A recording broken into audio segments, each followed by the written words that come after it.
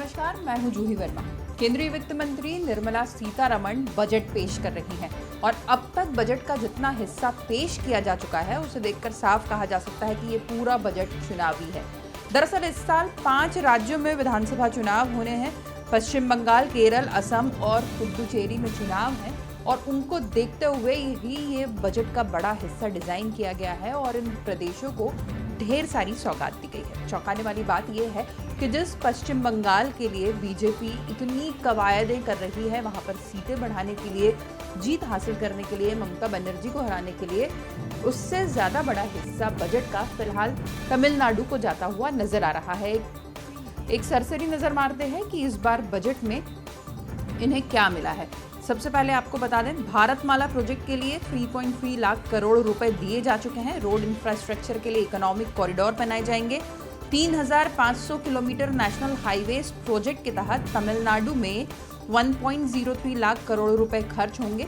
इसका कंस्ट्रक्शन अगले साल शुरू हो जाएगा। 1100 किलोमीटर नेशनल हाईवे केरल में बनेंगे।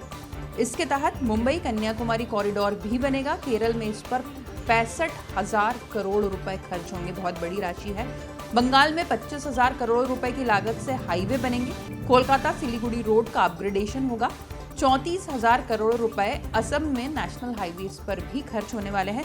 इसके अलावा पश्चिम बंगाल के चाय मजदूरों के लिए भी बड़ा 1,000 करोड़ का बजट रखा गया है ताकि चाय मजदूरों की हालत में सुधार हो। अब आपको बता दें, जो 5 राज्य हैं उनमें से असम में तो भाजपा और असम गण परिषद है।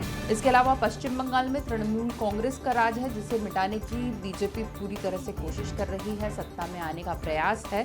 इसके अलावा केरल में लेफ्ट डेमोक्रेटिक फ्रंट की सरकार है।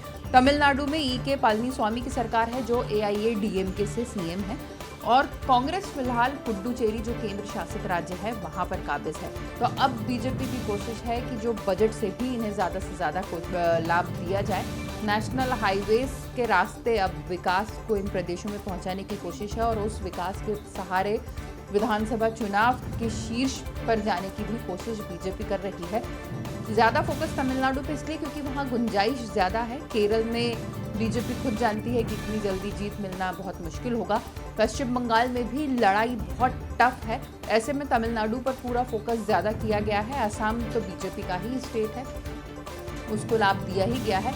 अब देखना यह है कि जो बजट में इतने सारे प्रावधान किए गए हैं विधानसभा चुनाव वाले प्रदेशों के लिए, क्या वो बीजेपी को विधानसभा चुनाव में फायदा पहुंचा पाते हैं या नहीं। नमस्कार।